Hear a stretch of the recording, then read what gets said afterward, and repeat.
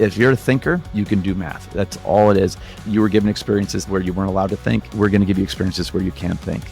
Every lesson I teach, I'm learning alongside the kids because I know enough of the math that I'm teaching that I can back up and listen and be present. I'm not trying to hold on to what's the thing I'm supposed to say, what's the thing I'm supposed to show, what's the slide telling me to do here. I can just be in the moment. Hey guys, it's me, Vanessa, aka the Math Guru, and we are here for another week of math therapy. Okay, have you ever been in a situation where someone asks you a question and you freeze because you don't know the answer? And then suddenly your brain is screaming, I should know this. And if I don't, does that mean I'm stupid? Maybe you felt that yourself, or maybe you have a friend or colleague who struggles with that exact fear. The kind of fear that keeps them from going after the promotion or speaking up in meetings or trying something new because they're scared they won't have all the answers. And if that sounds familiar, you're gonna love this episode. Honestly, I've been there. I used to think that if I didn't know the answer to something, I had to fake it or scramble to make something up, or I'd get really flustered trying to cover my tracks. I thought that not knowing meant I wasn't qualified or that I'd lose credibility. But here's the truth.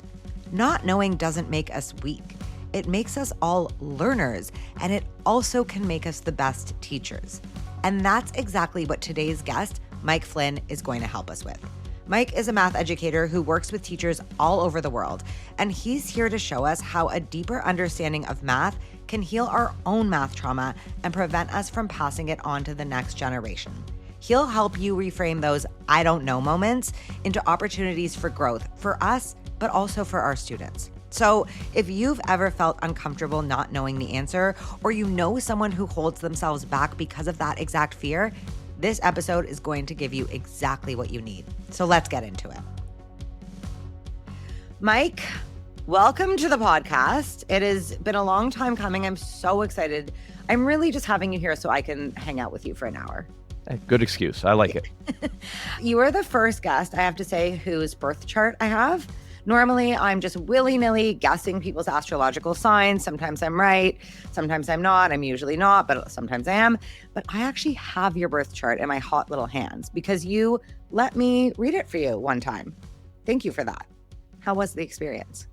That was great. Yeah, it's not something I normally followed or anything, so I didn't even know what any of that meant. So I learned quite a bit with you. And it's interesting what things are coincidental, what things are... what was really neat is that you didn't know a lot of things about my profession or the things I do, and you were naming things that were like, ooh, that's kind of aligned to where we're going or what we're hoping will happen. So, oh my God, thank you. And now it sounds like I've brought you on the pod to validate my skills as an astrologer, which I have not, but thank you for saying all that. Let's actually talk about what you do in that realm. Like, how did you start, because there are so many instructional coaches and like admin that listen to the podcast, so many people who help other teachers help their students and help other teachers build their own relationships with math. How did you get into this? And maybe just tell us like specifically what it is you do. Well, what I do is I help, and my team at our company, we help build teachers content and pedagogical knowledge, and as well as help them develop effective teaching practices. And then we build lots of great resources that they can then use to support this work to really better math education for all students. It's not really the path I originally chose for myself, even when I became a teacher, because I never liked math. I didn't like math as a student. I hated it as a teacher. And the thing that kind of brought me where I am now is I actually had a really good professional learning experience for myself where it wasn't just someone showing me how to use a curriculum or someone saying, here's how you teach. Instead, it actually was all focused on just relearning math, like learning math deeply. And it wasn't a course for someone who doesn't know the math or like needs a boost up. It was just that the basic sense was that all of us as students only got a fraction of the depth of math that we're supposed to really understand. We like the way I look at it is like, if you imagine there's a book of math that has all the math knowledge that ever was and will ever be is in this book. And when we were kids growing up, our teachers skimmed the chapters, like they skimmed fractions, they skimmed multiplication. So we got just the gist of it. And then when we became teachers, what we were expected to teach was a lot more of those chapters, but we didn't learn it ourselves. And so a lot of us, me in particular, is I would just force all my lessons to be the little bit that I remembered, like, oh, just line the numbers up and just do this. So as much as I hated math when I became a teacher, I taught math the same way that I was taught because I didn't know any better. And when I took that course, it was like getting a chance to read the chapter deeper, like to actually go through the whole thing. And I was like, I had no idea. I remember turning to someone while I was learning this, saying, if I had learned math this way, it would have made the biggest difference in my life. And so from that, I started to change my teaching practices to basically make those kinds of experiences for my students, which then transformed the way my kids learn math, the way I taught. And then I became addicted to it. So I kept going back and getting more and more of this kind of professional learning that made me a confident teacher, made me love math. And then as I developed my skills and my comfort, I started to share what I knew with other people. And that was started around 2003. And I've been doing it ever since, is just helping teachers and leaders basically create these kinds of experiences for their staff or for their students. Okay, I have about 10 questions. So let's just first of all, sounds really cool, and I'm obviously wanting an example. But let me say why. Because you're saying this idea of saying, imagine there's this book of math, and it'd probably be infinite. I can't even imagine all the math knowledge in the world. But when you're learning math at school, your teachers were skimming those chapters, right? So they were just giving you like the kind of like icing layer of fractions, the icing layer of multiplication. And then you said that when you became a teacher, let's say all of us, the collective we, when we become teachers, we're expected to do more than that. Is that correct? We're expected. Yeah. Why? My first question is, why are we expected to do more than that, but those teachers who taught us were not? I think because for a long time that there wasn't this need for deeper thinking in math. If you go back to like very early education, the beginnings of education, it's just arithmetic. You're basically learning to do computation because all computation had to be done by hand with a quill and a ledger or whatever it is, right? Like such parchment a dope and stuff. Time. Like so cool. It's like Hogwarts time, right? But that's, by the way, that's just such a weird thing to me that you have all that magic and you still have to write with a quill. Like you know what I mean? There's like just things that I just wonder, like there's. I feel like that's part of the magic though, is like there are certain experiences that are like tangible. Like it's almost like the magic is in these little things. Yeah. Like, do you know what I mean? Like, it's like writing with a quill. Doesn't that make you feel so powerful as opposed to like snapping your fingers and the writing appears? You're not getting I don't know. I also have never watched Harry Potter. Is that where Hogwarts is from? Yeah, that's so it. I don't even know what I'm talking. Okay. I'm just making random references for you. Okay. So. Go ahead. Back to what you're saying. But here's the idea is like that's like for a long time, just being able to do fast rote calculations by hand, that was all you needed. And but what we're seeing today is like people need to know how to think, how to reason, how to problem solve, how to be creative. There aren't companies that are hiring people that are like, how good are you at long division? I've never had that interview question. I've never seen that interview question, right? Yeah. But they want to know, how do you creatively solve these problems? I remember Google used to have, sometimes they would put out these really interesting problems, like really complex problems. And the answer to the problem was like the phone number that you would call to get a job interview. Like that's the kind of thing that where these companies are looking for people that are thoughtful, creative problem solvers. And because of that, the needs shift. And so there's a recognition that just skimming the surface of math and just having math just be on getting quick answers accurately it's not enough. And that we want to have that deeper understanding, because we also saw that, at least at the elementary level, that you can teach all these rote procedures and kids can perform well on tests and things for a little while. But as soon as you get into algebra, as soon as you get into any of this higher math, well, you have to actually understand like what it means to multiply, and you have to understand the properties of operations, how they work. If all you have is memorized facts and procedures, all that starts to fall apart. And so a lot of us kind of went through life with this like vague understanding of math, like just enough to like get by. But if you talk to this is all your work. How many adults do you talk to that talk about math trauma, that talk about just the icky feelings they have when they think about math? There are so many people that we hear that from, that are older than us, that are our age, that are younger than us, that we see that this is actually a problem. If you just are taught the way we were taught, that doesn't work. We have way too many people who are underserved with that kind of teaching. And there's a reason why math has such a bad reputation, is because, imagine if we taught reading the same way we teach math, and where it's just focus on saying these words really fast and don't worry about what it means, right? If that's how we taught reading, people would say, I hate reading. I can read, but I don't get it. I never liked reading. But with reading, we also embrace the comprehension. In fact, the comprehension is the most important thing, and the speed and accuracy help us to get to that meaning faster. But in math, we just disregarded the meaning. It's like, oh, don't worry about it. Just do this thing I show you and do it fast. And if you do it right, you're going to get all the right answers. But don't worry about what it means. Like I was taught, yours is not to reason why, just invert and multiply. Like the teacher was actually saying, don't even worry about why. Yeah, don't even worry about it. Yeah. And so that's yours is not to reason why. That's actually fucked. Yeah, it is. But I remembered it. Like, what an insane thing to say. Oh yeah, you know how to divide fractions. Yeah. But like you're literally told like your job is not to think. Like, don't even, please do not.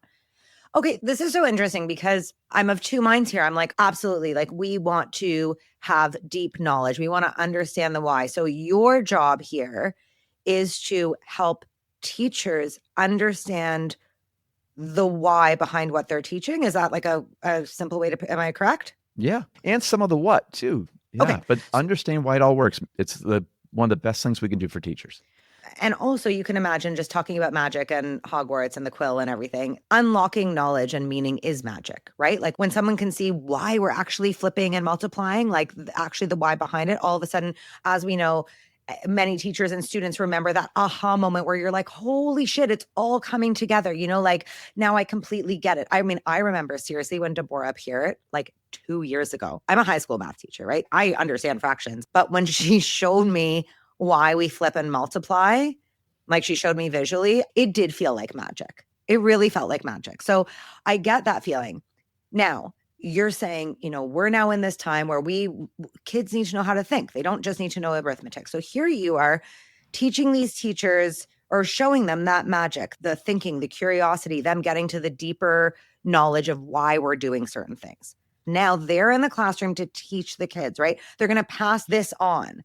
Do you think that the content that's in the curriculum hinders that? Do you think it's like, yes, cool, we want to teach thinking, everyone can agree, but then we get to certain content in the curriculum where it's like, but this isn't teaching thinking?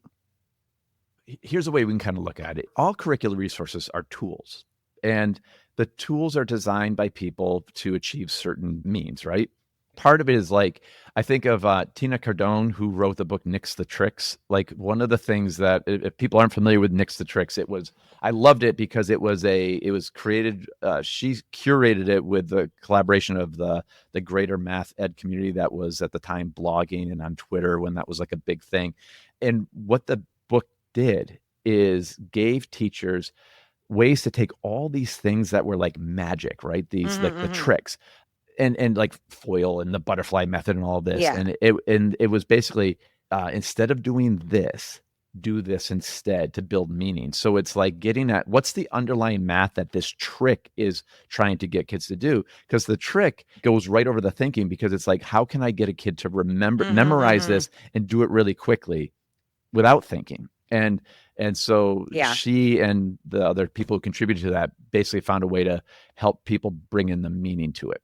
Well, and now I'm saying this and I'm like, I think what's happened is I've been very affected by an interview I had yesterday with two moms who I interviewed for the podcast. And they were very much like, and so rightfully so, they were like, we don't understand what the point is of half this shit our kids are learning. Like, what is the point of this? Why do they need this? Our kids are frustrated. We're frustrated. And I was like, you know what? Like, you're right. Like, I don't even know what to tell you. Like, I don't know. Like, a lot of it is like, I don't know why they're learning it. But you're kind of like, yeah.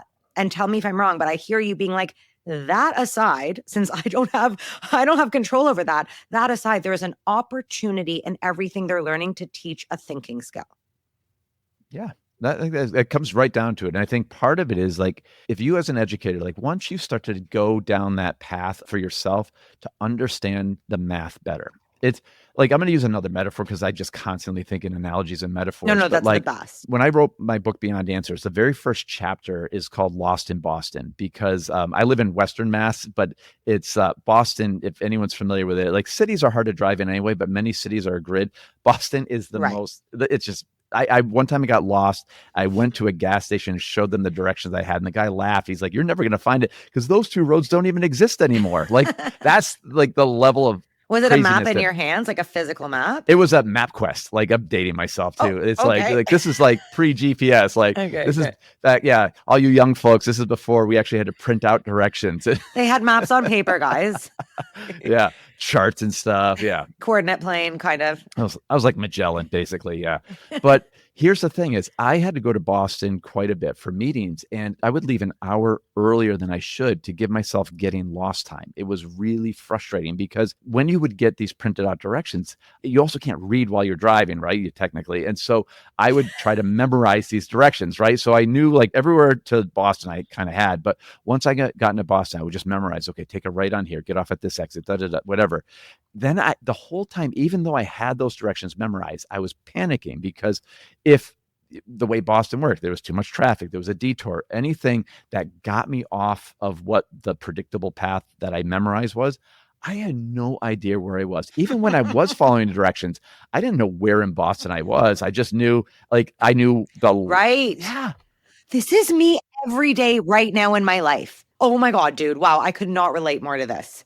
And this is what math feels like for most people when they're just taught these Yeah. memorized procedures, Wow. because there's no thinking and reason, including when we become teachers. So I taught math like the MapQuest way. I just would show and explain and tell and stuff. Mm. But when you have a chance, and this is what happened to me in Boston, because my brother, he used to have his own limo company and stuff. This is a whole other story, but he would want me to drive for him sometimes. And as a teacher, I need to get any money I could. So all these side hustles. But I would always say, I'm never taking anyone to Logan Airport, the Boston airport. And that's like one of his best, like all these people wanted trips to Boston. And I refused to do it because I didn't know how to navigate it. And he actually took me, he said, we'll figure it out together. So he knew Boston like the back of his hand. So he would have me drive. We would look at a map first just to kind of get the layout, know all the main arteries and landmarks and stuff. And then he said, so we want to get to the Science Museum. How are you going to do it? So I would sort of chart it out, and then we just put that away. And then I'd have to like navigate looking at the lay of the land and stuff. And then he would never help me. So even when he knew I was about to make a wrong turn, he'd let me make the wrong turn. And then he would say, so now what are you going to do? And as frustrating as that It's was, like thinking classrooms in a car. that's what it was. And Scott's not, he's a EMT and all that. He's not a teacher, but he was the best teacher because he let me struggle productively, right? It wasn't where I just gave up and stuff. When I was getting frustrated, he would come in, but he made me own most of the stuff. I had to constantly think. I couldn't just ask. I couldn't just follow the directions. In just a few hours, Boston made sense to me, and I can navigate the city really easily. I'll put in the GPS directions and things now, but there are times where I'm looking at where GPS wants me to go. I'm like, I'm not doing that. Like, it's so much faster to go around this way. So that's what we're trying to do in math is when we as teachers engage in professional learning, it's the equivalent of driving around, just kind of mucking around Boston and getting the lay of that land. And once you have that understanding, then you can look at the curriculum or curricular resource or anything, and you can decide how important is this thing. Or if you look at how it's written, if it says, oh, teach this, like teach the butterfly method or something, you could say, I see what they want me to do here. I'm going to actually teach it this other way because my kids are going to understand it better and they're going to remember it better. Or like that's going to connect to this thing I'm going to teach in 2 weeks because I know where I'm going. Exactly. This is a wild metaphor. First of all, you could not have picked a metaphor that relates more to me because I always say I have horrible spatial awareness. And now I say this with growth mindset, as in like, I've not ever tried to get better. I've not done what your brother did, for example. Like, I'm just like, fuck it. You know what? I don't need to work on this skill right now. Like, I just put on my GPS. Like, where I'm sitting right now, I have driven to this place. Okay, it's 2 hours away from my home. I have driven here maybe 100 times. I could not get here without my GPS. I turn on my GPS and I blindly follow it. I have no clue how to get here.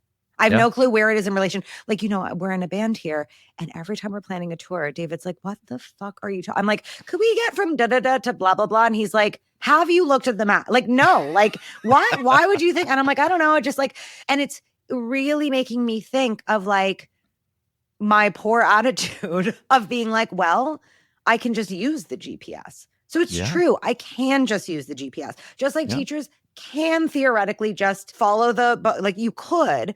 But what I'm missing out on here is, first of all, if the GPS ever broke down, I'd actually be fucked. Like I would have no clue what to do. Would you though? Would you? So you would feel fucked, right? But you would not be fucked. And there, let me clarify. Let's say it did Yeah, break okay. down. Let's say all the satellites went down. There is no Sure. more GPS right And now. I have to get home from this place. And you have to get home from this place. What are you going to do? Okay, well, so actually this did happen to me. And so I did, you're right. This happened to me a few months ago where my phone died halfway on my way here. And I was like, shit. So the first thing I did is I went to a gas station. So I asked for help. So I went to the gas station and I was like, I need to go, this way. So I did that. And then I was kind of like, okay, hold on a second. Some things are looking familiar. Do you know what I mean? Like I was looking for like, that was a bit tricky because it was like I'm in farm country and all the farms looked familiar because they all, like I hadn't been paying attention to the signposts I could have been paying attention to.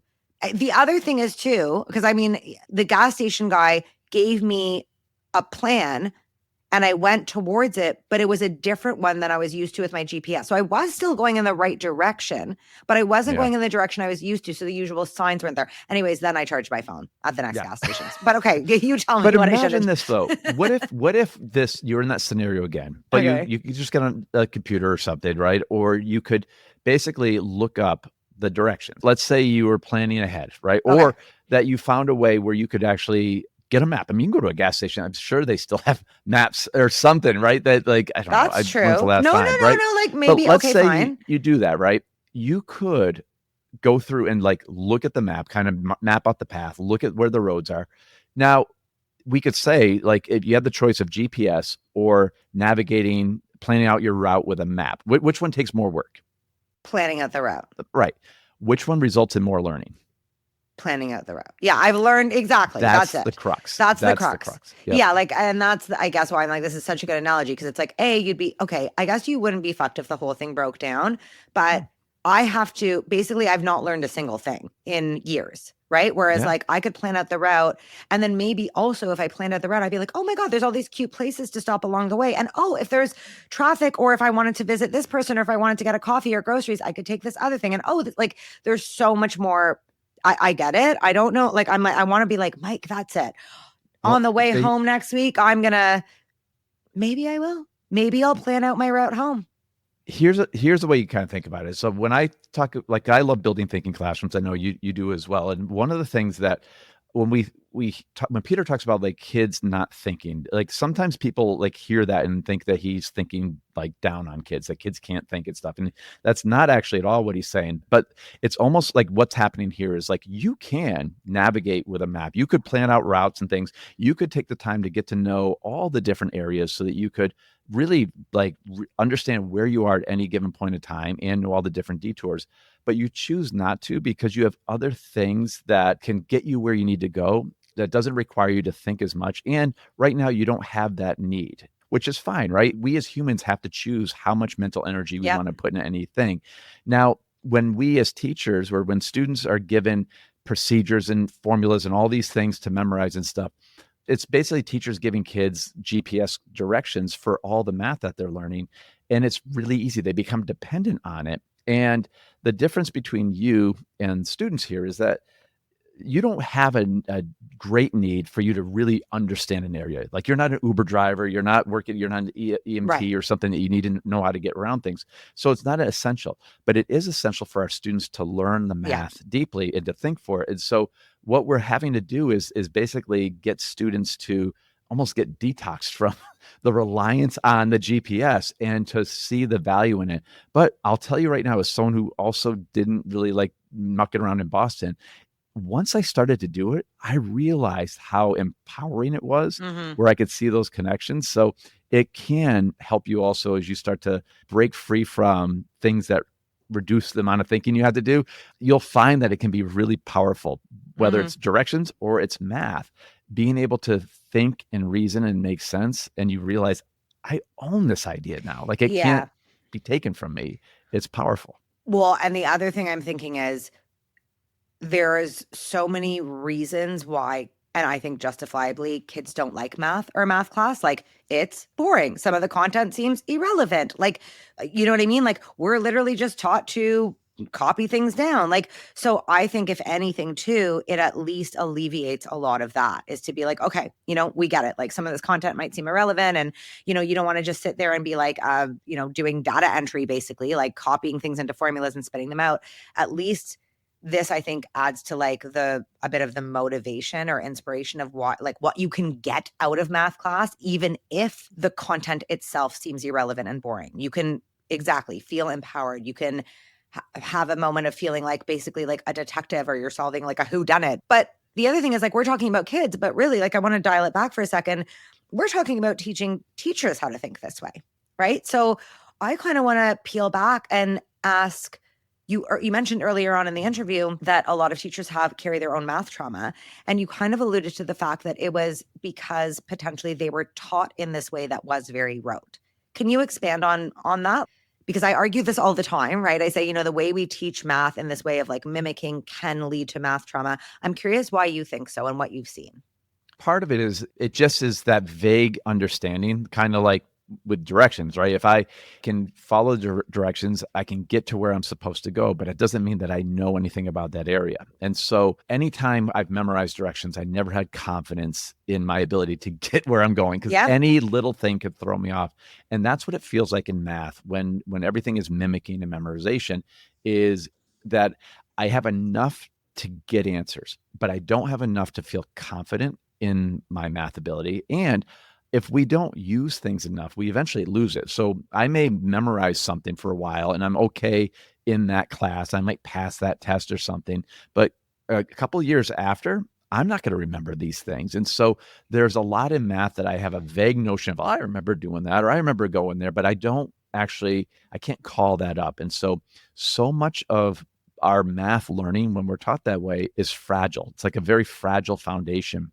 And because of that, it can be unsettling because we just don't have that level of confidence. So I think that unsettled feeling is what a lot of people carry with them. Now, if you take on top of that, you have any intense teachers that are hammering things down, or you're like the grades, or there's that high pressure. You got to get up on the board and you got to perform this computation in front of the whole class, and you're going to be publicly wrong.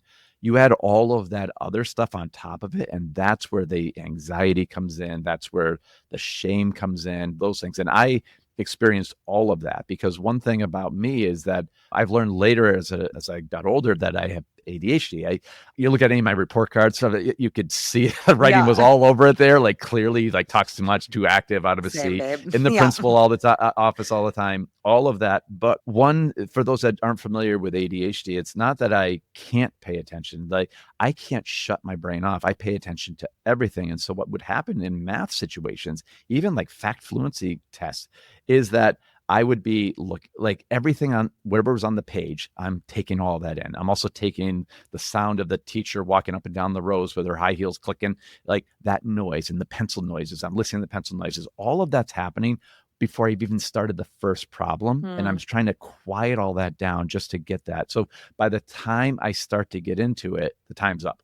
And I couldn't get my stuff finished. And then I'm thinking one particular teacher had the wall of fame where you had your names. It's a wall of shame, right? So everyone's like all at the seventh tables, eighth tables and stuff. I'm still back on threes because like I'm just stuck there. And for me, it's like that shame, the embarrassment of like everyone seeing how far behind I am. And it made me feel like inadequate. But the thing is when the timer and stuff, when if I just had those, I could do them all fine. It wasn't that I didn't know it, but when you get all that information overload, and then when you start to panic, your working memory gets blocked. You can't access facts that you know. And so I would freeze, and then it just becomes this exacerbated thing. Now, that's third grade. Then imagine fourth grade, fifth grade. And before you know it, I've accumulated enough embarrassment that even being in a math classroom, you could just feel that like tension, and I hated it. And a lot of people carry that with them. How and why did you become a math teacher?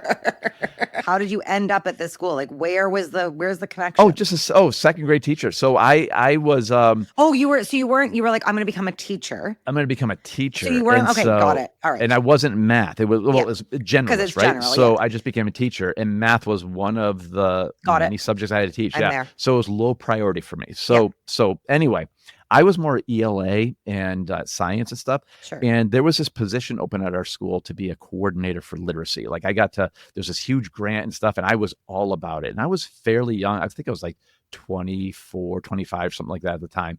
And I wanted to be the literacy coordinator. I wanted to do this. And I didn't get it. I was told that I was too young to be taken seriously, and it devastated me, right? And I was so bummed. And my colleague Anne-Marie came by and she said, "Hey, now that you're not doing that, there's this field test for the new version of the investigations curriculum, and they need field test teachers. And did you do some professional learning and stuff and all that?" And I'm like, hard pass. No, that's the last thing I want. Really, you're coming at me with math, like, but she said there's like a $2,500 stipend to do it. Oh. And yeah, I'm a brand new teacher, broke, and like I'm like, yeah, I'm in. I say no more. And I agreed to it, not realizing that part of agreeing to be field test teachers, you had to commit to monthly or weekly professional learning with the authors of the program and stuff, which I was so far removed from this. I had no idea the big names that were involved in the creation of this. It's sort of all these influential people. So I ended up saying yes. And I had to agree to use this curriculum and teach it the way it was intended, which meant I couldn't just fake it. I had to like read the materials and things. I had to have ongoing professional learning with people like Anne-Marie and her colleagues and things. And this is where I started to relearn math and to start seeing like, this is how I should have been taught. If I was taught math this way, it would have made the biggest difference in my life. Can you remember like one thing you learned, like one moment, one thing you learned that caused you to be like, oh my God? Yeah, I had no idea what everyone. We were in this session and we had to do things with arrays, and I thought it was a raise, like getting a raise. I mean, what's a raise? Like I didn't even realize it's RAARY. Like I had no idea. I know nothing about arrays, so this is probably going to blow my mind. I get so intimidated by the word. Even I'm like, I don't know what that is. Yeah, like rows and columns and things. Okay. Like, and so we were. So once I got some confidence to ask, like, what are raises or something like that? Like, oh, you mean a raise, right?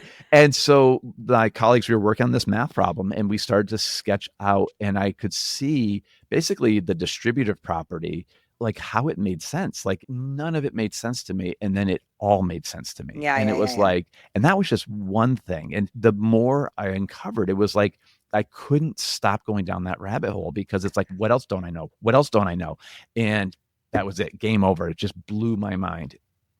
So this is actually so cool, because you're literally like the least likely candidate, right? So this is like good evidence to be like, you were the least likely candidate. You hated math. You had a horrible experience with math. You didn't want anything to do with math. You were literally just in it for the money. You were bribed and you came out a changed man, right? And to show what a difference that, and look at you now, right? To be like, you were so taken by it that you were like, I must do this. I must show other teachers what's happening here, because we know there are so many teachers that carry their own math trauma. And in fact, these wonderful teachers often become teachers because they have math trauma, and they want to give a more positive math experience to students. And there are so many ways to do that. And one of them is through us gaining deeper understanding of the math we're teaching, right? Yeah. Like that is just a way to do it. And you're here providing that, which is so incredible. And it's funny, like we were talking about the math trauma, and you were kind of explaining why being taught in sort of a very procedural rote way might lead to having math trauma. And when I talk about math trauma, I'm always like, look, it's basically a negative experience with math that lasts with you long after the experience is gone. And a negative experience could be exactly what you described, that feeling that you're just slightly on edge all the time because you don't quite have it. You're like, I've got it in this scenario and that scenario, but I mean, I don't know if I have it if I'm timed. I don't know if I have it if they change the words. Like, I don't know that I really understand it. Like, so that feeling of just being on edge for so long and feeling not confident, like that lack of confidence, carrying that with you throughout your math experience, that is just such an icky, heavy feeling. And I hear this from so many teachers, and I'm sure you do too, since you work with them, of being like, probably a lot of the reason people want to take your professional development is that they're like, they don't want to feel like that, right? They want to feel like we want to encourage kids to ask any question they have and to think whatever way they want. But if we don't feel confident, that's actually really threatening to us. Because I'm like, well, if you ask any question you want and you do this math in a way that I don't understand, now I'm on the hook, right? So like, this is, I think, such a great way to be like, look, we want to encourage kids to make mistakes and teachers to make mistakes too. It's not about perfection. It's about progress. It's about process, this and that. But in order to, I think, really facilitate a student's learning process, like we have to not only be open-minded, but like have a level of openness to understanding that we don't fully understand. That's so profound because Thanks, Mike. it comes down to that understanding. It's that meaning piece, right? Yeah. That when we understand it, it's much easier for us to back up a bit and allow the students to also come to their own understanding. Because if we don't understand it and we're afraid to open up and get other ideas and flexible strategies in these things, if we don't have that comfort, then we just force kids into the way we think about it. Yeah. And so and then we're not giving them a chance to understand because that's just, here's the way I'm going to show you how to do it. I'm not getting a chance to expand my understanding because I'm not learning with the students. One of the things that often surprises people is that a lot of what I learned about early elementary math, I learned from my 7 and 8-year-olds, my second graders when I first started teaching, because once I listened to them and I could see how they were approaching it, I could understand the way kids' minds work around these math ideas. And now, like the work I do now is I teach preschool through high school. So I get to see that all the time in every different grade level. Everything we do is around building understanding. So I get to listen to students and hear how they build these strong connections. And when you're at a spot where you understand the math enough where you can back up a bit, then everybody learns, you and the students at the same time. You create this mutual learning space, and it's nonstop. Every lesson I teach, I'm learning alongside the kids because I know enough of the math that I'm teaching that I can back up and listen and be present. I'm not trying to hold on to what's the thing I'm supposed to say, what's the thing I'm supposed to show, what's the slide telling me to do here. I can just be in the moment. Well, and I think this is an important message that it's okay to be constantly learning. I always am like, if I'm done learning, like if I'm ever in a position where I'm teaching and I'm like, there's nothing left for me to learn. Like I know every possible answer a student's going to give. I know every scenario of this question. Like, no, thank you. Like I'm done. It's time to move on to something else. You know, what is it? There's some really profound quote, lifelong teachers are lifelong learners or something. What is it? Something like that, right? Yeah. Yeah. Something like that. So sounds like a thing. Sounds like a thing. It's like the endless learning, and you're modeling to your students what learning is. You're modeling what knowledge is. Knowledge isn't, I know everything. Yeah. Knowledge is being open to knowing more than you know right now. I just came up with that. I liked that. I thought that, David, shut up. Okay. All right. He's really rolling his eyes. I thought that was good. What would you say to a teacher, though, that's like, yeah, it sounds fascinating, but like, there's no way I have time for that. You know, it's just going to take so much more time. It's easier to just teach what I'm supposed to be teaching. Two things. One is that, first of all, like if we teach the way we were taught, if we just like, I don't have time to go and learn this and that I'm just going to show them, I'm going to ask that teacher, how often do you have to reteach content? Because it's like, that's one of the things, because the time factor always comes up. It's a real thing. I don't want to invalidate that, right? Yeah. And I think about any time teachers are like, yeah, I constantly have to like reteach this thing. I have to keep going back and like they don't get it. And I'm doing after school tutoring. I'm doing all of these things because my kids aren't getting it long term, right? They learn it for the test, but then they forget it. And you realize, like, if you just take a little bit of time first for yourself and then to spend a little bit of time with your students to develop that understanding deeply, you're not going to have to reteach it. So you give a little bit to get a bigger return on that investment. And it's scary at first. So I just tell teachers, start small, pick one thing, because that's the other thing that can be overwhelming is like when you have to make a big, like, I got to change everything. No, you don't. It's like, how about you just change your warm-up routine? Like, instead of just doing a do now, maybe do something that's got students talking and reasoning for the first 5 minutes. Like, don't worry about your do now right now. Just try that. That's a nice light lift. And you can see over time how that changes students. Or maybe try it for an upcoming unit or for 3 lessons. 3 lessons. What if you were to allow students to think about it flexibly versus this one way? What happens? Right. And then as you try that, the thing that I found, because I make it sound like, oh, I had this one professional learning experience and I was a change teacher. I fell off the wagon a lot. So I would it took me 3 to 5 years to fully be confident in not ramming the algorithm down kids' throats, because the first time I started to make that shift, I would sneak it in just because I'm like, I was doing the field test, so I wasn't allowed to, but I would still sneak it in. I hope they're not listening. Just because it's like the third grade teachers would come at me after, like the next year, if the kids weren't ready. And so after a couple of years, I got confident enough. But what I'd like to let people know is that it's a journey. Don't feel like you need perfection. Try things out. And the more I found when I would do that meaningful work, anytime I slid back and just try to show them something, I could just feel all the air come out of the room. Like it just felt different. And I could tell, I could just see mimicking. I didn't have a name for it at the time, but I could just tell that's what was happening. And by like the second or third year of doing that, I'm like, oh, this is such fake teaching that I was doing that I just abandoned it and realized like teaching for sense making is the only way that we can really do this if we want kids to understand what we're teaching. Okay, let's give everyone a challenge right now, though, because I like this. I like this idea of what should we all try to do. I like what you almost said of like, try to teach a lesson while allowing kids to have flexible thinking. That's what you said, right? Yeah. What does that mean? Like, let's do a little, like, let's all try this week. Yeah. I'm going to call out Robert Kaplinski right now in Open Middle. You can go to openmiddle.com. Like Robert's got a whole like system there of challenging tasks that have these open middles. But you can also think of open middle broadly as defined as a problem or a task that has the same initial setup for everybody. And it has some kind of conclusion, either a single answer or a set of answers or something. The middle, how students approach it, is wide open. They can approach it any way they want. So a challenge would be to look at one task that you could give your students that doesn't require them, if the curricular resource or something says, give them this problem and have them use a table and graph to get the answer. Cross that out. Don't have that.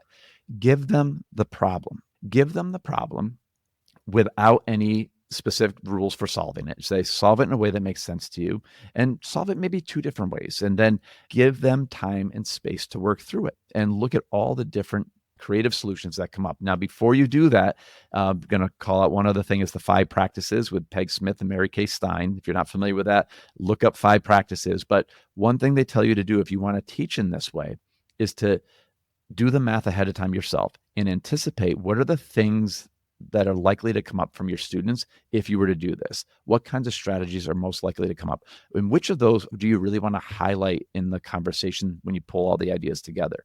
But if you do that, just give this open middle approach, and it could be just one problem, and that you can go back to whatever your rest of your lesson is, but just see what happens with this shift when you flip it. Okay, I love this. We're all going to do this week. And then guess what? Because there's some weird shit new feature on our podcast, you can text us and let us know what happens. Link to the text is in the description of this episode. You can also email me or just send me a DM on Instagram. Me and Mike want to know what happens when you try this week. That's your challenge.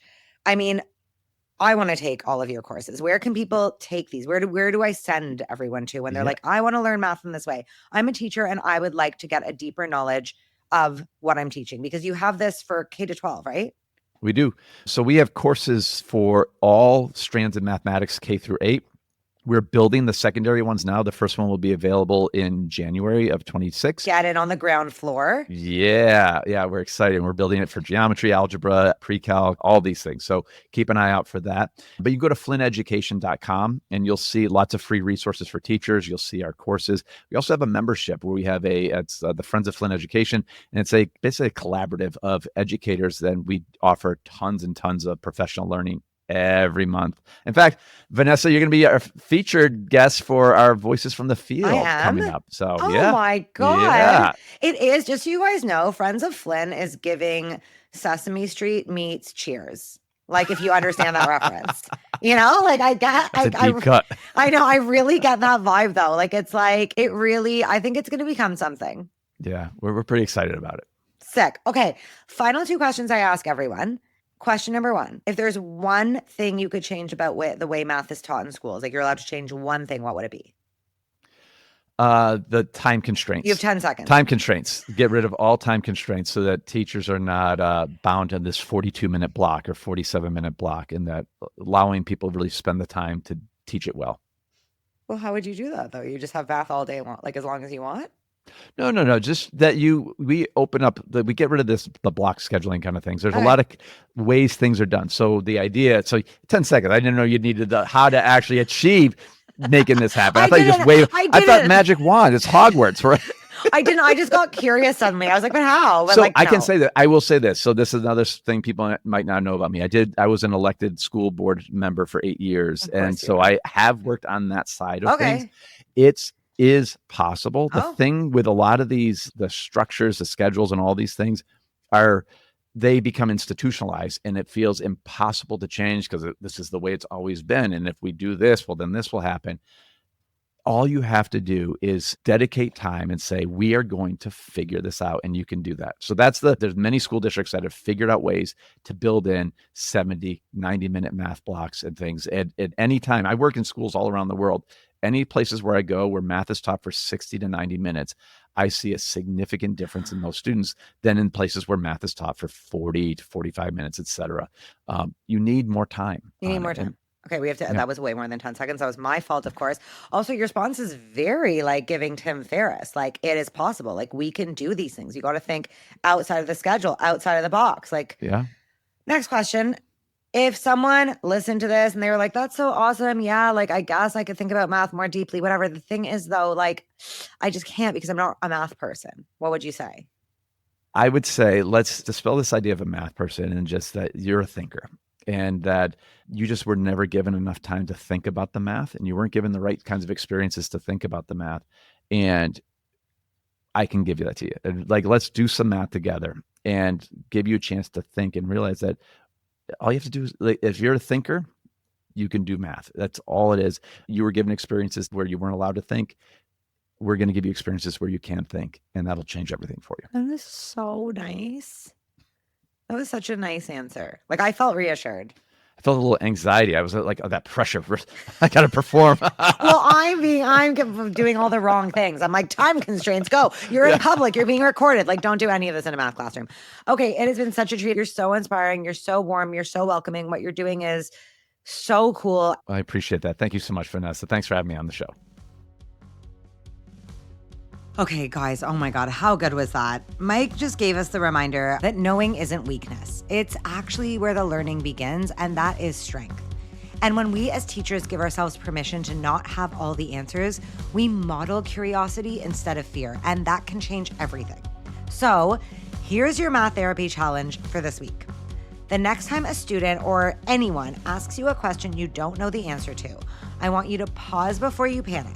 Instead of faking it or shutting down, try saying, I don't know yet. Let's figure it out. Or the next time a student solves a problem in a way that you didn't think to, lean into that moment and say, wait, can you explain your thinking? Because when you do that, you turn kids from mimickers who just copy your steps into empowered learners who own their knowledge. And the best part is they get to teach you something. And that one shift makes them feel confident, capable, and important, and you get to grow right alongside them. So it's a win-win. If you liked this episode, don't keep it to yourself, okay? Send it to a friend, a colleague, or that person in your life who holds themselves back because they're scared of not knowing enough. This conversation could change their life. It could be exactly what they need to hear. And remember, I want to hear from you, and now you can text the podcast. So if something in this episode inspired you, you can text us by going to the link that's right in your podcast app. You can also DM me on Instagram at The Math Guru. You can email me at vanessa@themathguru.ca. I want to hear your feedback and your reactions. And remember, Math Therapy is now a weekly podcast, so make sure you're subscribed so you don't miss a single episode. Math Therapy is hosted by me, Vanessa Vicaria. It's produced and edited by David Kochberg, and our theme music is by our band Goodnight Sunrise. And guys, if you know someone who needs math therapy, please share this podcast and rate or review it on whatever podcast app you use. Those things actually make such a difference because they help math therapy reach more people. I'm as determined to change the culture surrounding math as you are, and I need your help, so spread the word. Until next time, peace, love, and pie. We have to not only be open-minded, but like have a level of openness to understanding that we don't understand. You know what I mean? That we don't fully understand, I think. Am I saying 100%. anything? Am I making sense? You're making noises. It's not. Of course. You're like, your mouth is moving.